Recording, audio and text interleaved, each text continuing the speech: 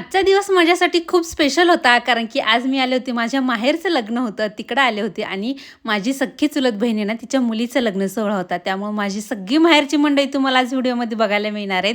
आता गेल्या गेल्या छान भाऊजाईने असं स्वागत केलं. हळदीचा कार्यक्रम देखील सुरू झाला होता आणि ही बघा माझी नवरीबाई किती गोड दिसतीये का नाही. तिचं नाव खुशी आहे आणि नावाप्रमाणेच किती खुश दिसतीये ती.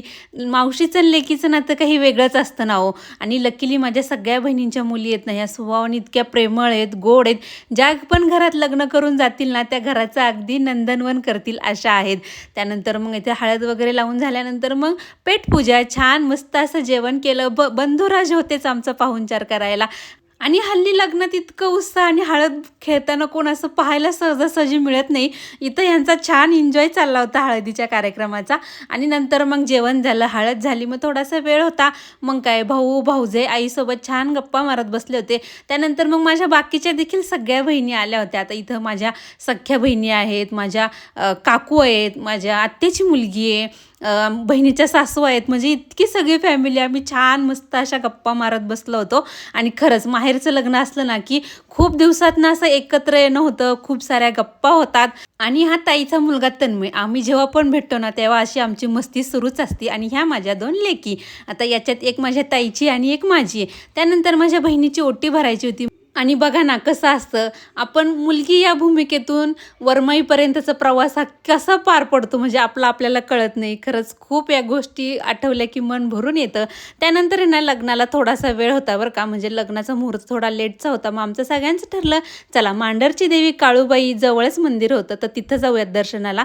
जाताना छान ओटीचं सामान वगैरे घेतलं आणि तुम्ही बघू शकता इथं मंदिरात आहे ना अजिबात गर्दी नव्हती, फारशी अजिबात अशी काही गर्दी नव्हती. आमचं दर्शन देखील आहे ना इतकं छान मस्त झालं होतं ना.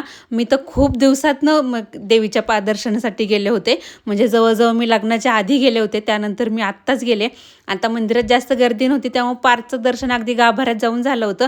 आणि चला लग्नघटिका समीप आली होती, म्हणजेच लग्नाचा मुहूर्त जवळ आल्यामुळे तिथं पटापट दर्शन करून निघालो. आता आल्यावर देखील आहे ना मांडवामध्ये इथं बघू शकता तुम्ही सत्कार समारंभ देखील सुरू झाला होता. छान सगळ्या पाहुण्यांचा अगदी व्यवस्थित सत्कार समारंभ पार पडला.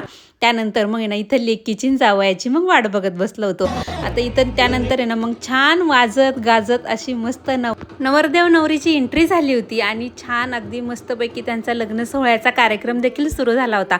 या मंगलाष्टका ऐकल्या ना की मन इतकं भरून येतं ना, आपले दिवस देखील आठवतात आणि आपल्याला सुद्धा एक लेक आहे याची जाणीव होती आणि खरंच खूप मन भरून येतं. आणि माहेरचा काही कार्यक्रम असला ना की तो आवर्जून अटेंड करायचा. म्हणजे काय होतं, आपल्या सगळी फॅमिली आपण एकत्र भेटतो, आपल्या खूप छान गप्पा होतात, जुन्या आठवणींना उजाळा मिळतो. यासाठीच हा लॉंग व्हिडिओ केला होता. 1 मिनिटात हे सगळं शेअर करणं शक्य होत नाही. भेटूयात नेक्स्ट व्हिडिओमध्ये, तोपर्यंत बाय.